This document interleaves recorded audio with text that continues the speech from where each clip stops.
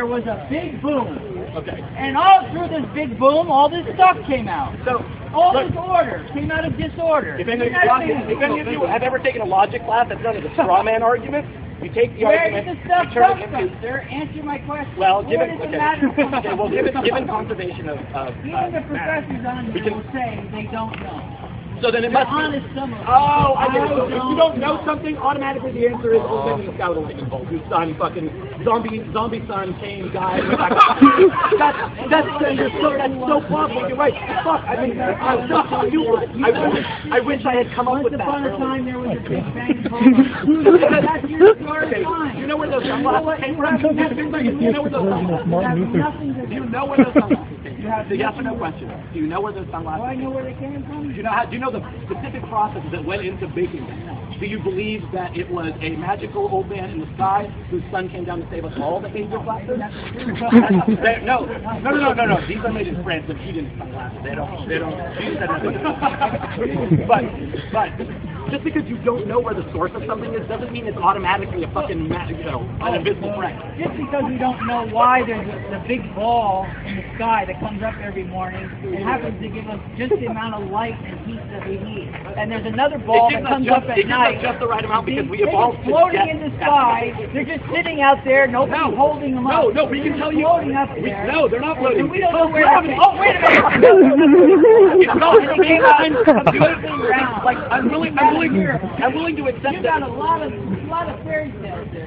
I'm willing to accept that you see them as fairy tales because anything came. Actually, I can tell you. There's no evidence to prove that God created it. No, but the burden of proof. The burden of proof is on you. You don't have any evidence that you don't have wings right now. But the burden of proof is on me. No. If you make fantastic claims, you need fantastic evidence. We don't automatically believe that everyone here is a murderer, do we? No. If I make that claim, I need to prove it beyond a reasonable doubt. You can't just walk up and say he has 3 legs. If God wanted to prove he was real, he could say, "Good morning, Earth."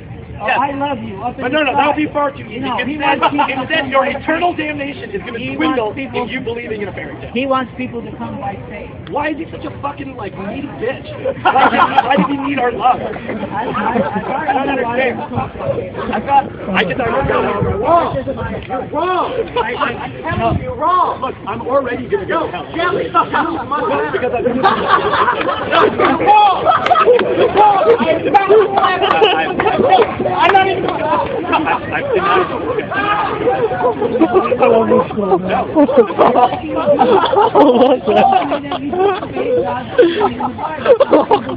Because I use the term Jesus Christ as an expletive, does that mean that I suddenly believe in his existence? Because you damned yourself now you're going to damn everybody else. It's a joke. I disobeyed it.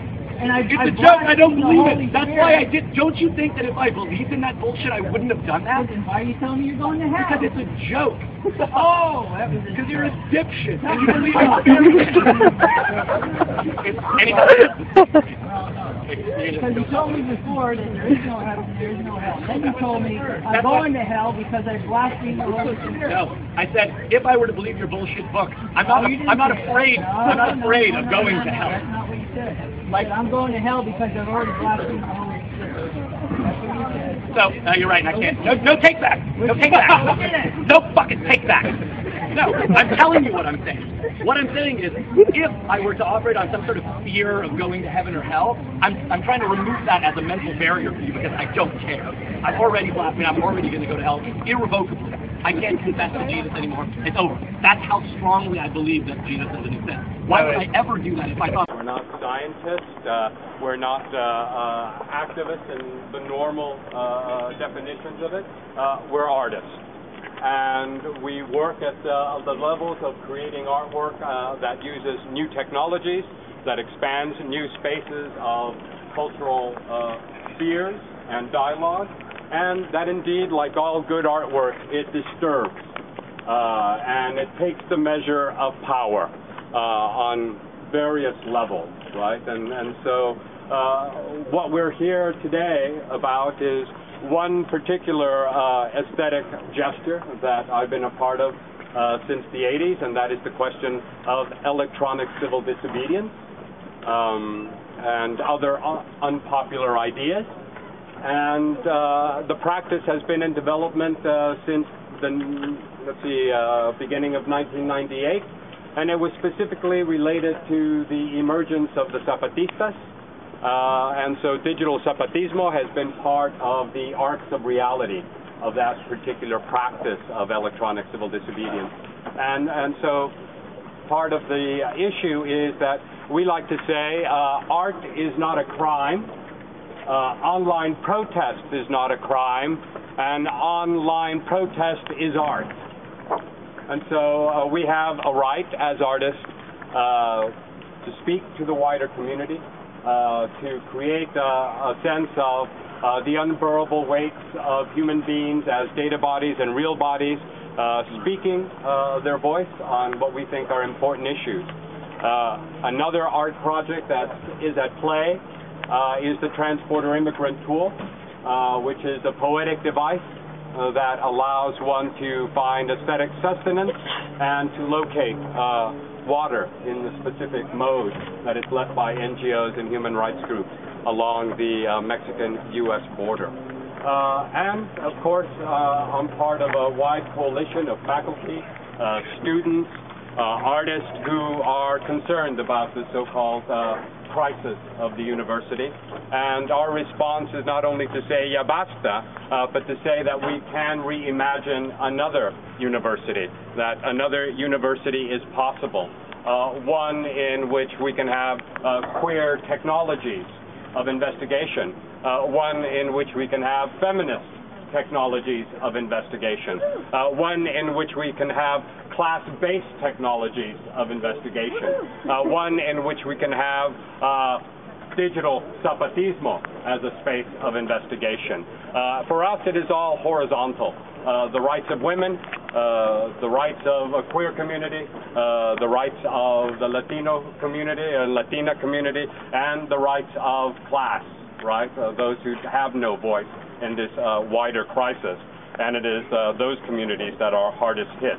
So, in honor of Cesar Chavez, which UCSD is celebrating today, who in all dignity and in all corazon spoke up for nonviolent, direct action against power, and as he said, it would be constant. It would be every day, for every minute and every second of one's life. And always to be aware that power is paid to stop that system. So we have to be tenacious. We have to be willing to be long-term. We have to be willing not to give up. And this is one of those moments in which art has a particular voice in that tradition. So what Bang Lab requested from all of you and us was that we do a silent march to Viz Arts, where I will meet Assistant Vice Chancellor Stephanie Burke.